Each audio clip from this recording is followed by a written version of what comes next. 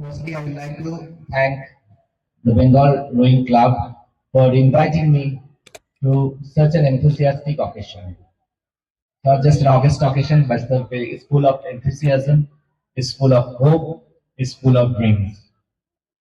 I just heard that 43 schools have participated in this competition, and with around 250, like 243 to be precise, 243 participants in this competition, and not just the participants, their parents, who have been their pillar of strength.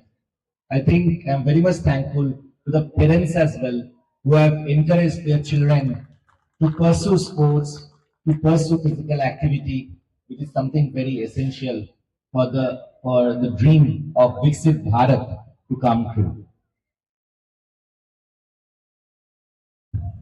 I would like to thank the organizers, Mr. Manish Hajar, Sri Chandanda, Chandan Rai Chaudhary, Anupamda, Ujjal Kumar Digar, and Raj Bansal were on the stage. But as so much friends like Tushadda here, Jimmy the there, and so many of us, Kalida is also there, lots of us who have been very much enthusiastic in several sports affairs, but sadly it had been like we all wanted to excel in sports, but somehow there was hindrance, there was obstruction, and our sports persons, specifically those in the athletics, those in rowing, those in various like table tennis, badminton, they couldn't get that optimum exposure in the national stage for quite a long time, for more than a decade. তো আমি সবাইকে বলবো শুভ সন্ধ্যা।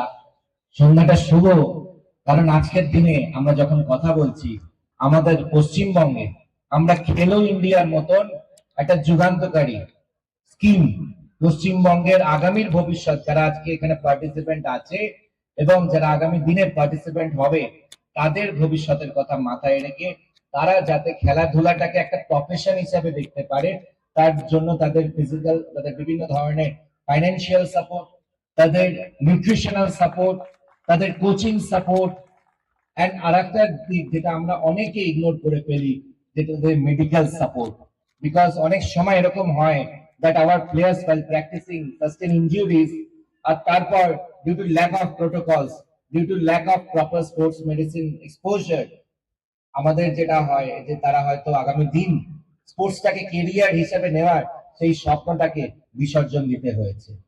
তো সেজন্য খেলো India যেমন আসছে, fit India তেমনই আসছে, আর সামনে international day of yoga 21 June, সেদিন আমরা সকলে মিলে, আমার মনে হয় আমি উৎফুল্ল that আপনারাও, something big, something great, and something phenomenal is going to happen in West Bengal for the first time on this day of the International Day of Yoga. In fact, the Honorable Prime Minister Sri Narendra Modi ji is also coming down to Kolkata to participate in a yoga session with all of us. Many of us who are here, they will also be participating in the Red Road program. But those who won't be able to go to the Red Road program, they are most welcome to do the yoga, to observe yoga sessions, be it in the club premises, be it in the grounds, be it in your area, be it in a locality, be it in your schools, colleges, and other institutions and workplaces. And yoga is not just for the International Day of Yoga also. Yoga is something that we should practice on a daily basis for both our physical and mental health. আমি নিজে একজন doctor, চিকিৎসক, আমি একজন pointer, আমি একটু বলছিলাম। তো I am very much happy also যে এখানে আমার পয়েন্টার টিমটা জিতে গেছে। তো ন্যাচারালি, বাট আমি একজন ডাক্তার বাই প্রফেশন। তো ডাক্তার হিসাবে আমরা দেখি যখন মানুষ আমাদের কাছে আসে তখন তারা অসুস্থ হয়ে আসে, কিন্তু আমরা যদি সুস্থ রাখতে পারি, আমরা যদি ইলনেসের থেকে ওয়েলনেসে বেশি ফোকাস দিতে পারি, আমাদের সেদিকে বেশি নজর দিতে হবে। আর তাই জন্যই sports, not just for professional purpose, for our own physical and mental well-being, sports we should something that we should encourage and we should pursue and we should ensure. জোর করতে বলছি না, বাট যারা খেলতে ভালোবাসে, যারা খেলাধুলার মধ্যে থাকতে ভালোবাসে, তারা প্রত্যেকে যেন খেলাধুলার মধ্যে থাকে এবং বিশেষ করে আমি যার জন্য ফার্স্টেই বললাম I am very much thankful যে সেই সকল প্যারেন্টসদের যারা পড়াশোনাও করে ছেলে মেয়েদের, আবার খেলাধুলার জন্য ছেলে মেয়েদের এনকারেজ করতে আসে। তো সেজন্য তাদের টাইম দিচ্ছে, তাদের এফর্টস দিচ্ছেন, and তাদের সাপোর্ট, সেটা something that is going to be much very much phenomenal and something আমি বলবো যে খুব নট জাস্ট কনস্ট্রাকটিভ, এটা লং টার্মে আপনার ছেলে মেয়েরাও হয়তো এখন ওরা বুঝতে পারছে না, ভাবছে এটাই হয়তো সব বাবা মাই করে, বাট আপনারা যেটা করছেন ওরা যখন 20 বছর বাদে যাবে তখন দেখবে হাউ ইয়োর দেয়ার প্যারেন্টস মানে খুব বেশি একটু ডিফারেন্ট ছিলেন, এন্ড তার সাথে তাদের ডেপথও ছিল ছেলেদের এত ভালো একটা মানুষ হিসাবে তৈরি করার জন্য।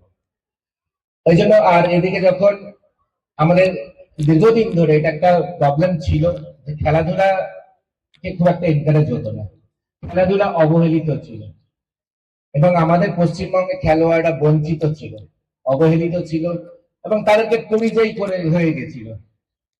আর দুর্ভাগ্য যে আমাদের এখানে কেউ ফুটবল খেলতে মানে সন্তোষ ট্রফিতে ওয়েস্ট বেঙ্গলকে রিপ্রেজেন্ট করার সুযোগ পাচ্ছিল না।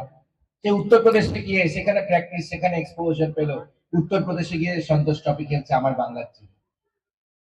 আমাদের বাংলার মেয়ে টেবিল টেনিস খেলতে ত্রিপুরা চলে যাচ্ছে, কেউ হকি খেলতে চাইলে উড়িষ্যা চলে যেত, কারণ এখানে তারা সাপোর্ট পাচ্ছিলেন না। And now with a new dawn in West Bengal, যেখানে নতুন অনেক কিছুই হচ্ছে, নতুন যেমন ইনভেস্টমেন্ট আসছে, নতুন ইন্ডাস্ট্রি আসছে, নতুন বিনিয়োগ আসছে, নতুন হোপসও এসছে, and similarly sports is something that we are going to witness a phenomenal change in the years to come in West Bengal. আর আমরা সেইভাবেই কাজ করছি। আমি একজন জার্নালিস্ট ভাই আমাকে জিজ্ঞেস